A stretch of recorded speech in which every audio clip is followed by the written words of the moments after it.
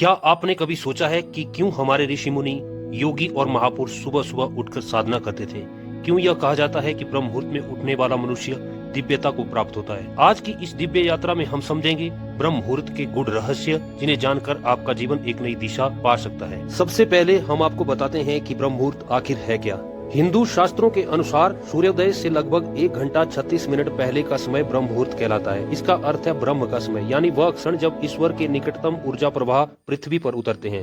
अथर्ववेद, चरक संहिता और योग शास्त्र में ब्रह्म मुहूर्त को जीवन का सबसे श्रेष्ठ समय बताया गया है। ऋषि कहते हैं, उषा काला उत्तिष्ठमाना सुखाया भवति, जो प्रातः काल उठता है वह सुखी होता है। आइए जानते हैं ब्रह्म मुहूर्त का आध्यात्मिक महत्व।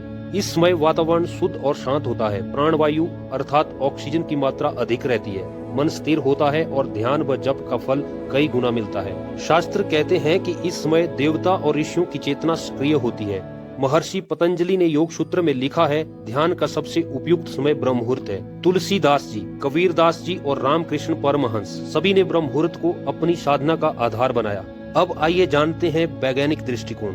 आधुनिक विज्ञान भी मानता है कि सुबह 4 बजे से 5 बजे तक का समय शरीर और मस्तिष्क के लिए सबसे शक्तिशाली होता है। इस समय मेलाटोनिन हार्मोन, जो नींद का हार्मोन है, घटने लगता है और सेरोटोनिन व डोपामिन सक्रिय होते हैं। मस्तिष्क की अल्फा वेव्स बढ़ती हैं, जिससे ध्यान, अध्ययन और रचनात्मकता कई गुना बढ़ जाती है। योग व श्वसन अभ्यास से इस समय शरीर अधिक ऊर्जा प्राप्त करता है। अब आइए जानते हैं साधना और ब्रह्म मुहूर्त में क्या संबंध है। मंत्र जप, ध्यान, योग और प्राणायाम इस समय किए जाएं तो महत्वपूर्ण फल मिलता है।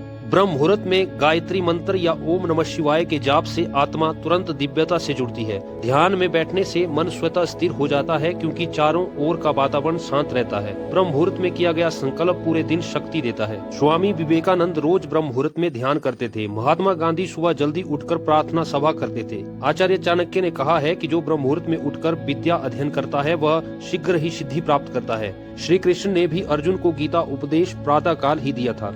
ब्रह्म मुहूर्त में हमें स्नान, योग, ध्यान, प्रार्थना, वेद पाठ का स्वाध्याय करना चाहिए। सकारात्मक संकल्प और आभार व्यक्त करना चाहिए।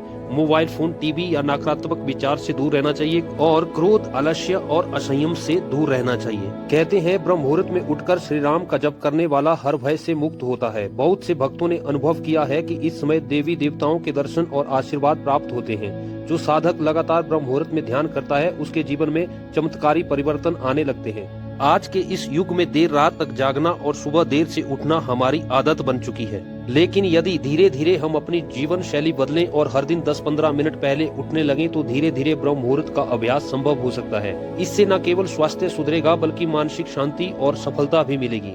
ब्रह्म मुहूर्त केवल एक समय नहीं, बल्कि आध्यात्मिक द्वार है। यह हमें ईश्वर से जोड़ने का माध्यम है, हमारी आत्मा को शुद्ध करने का साधन है। यदि आप प्रतिदिन ब्रह्म मुहूर्त में उठकर साधना करते हैं, तो जीवन में असंभव भी संभव हो सकता है। याद रखिए, जो ब्रह्म मुहूर्त को साध लेता है वह पूरे जीवन को साध लेता है।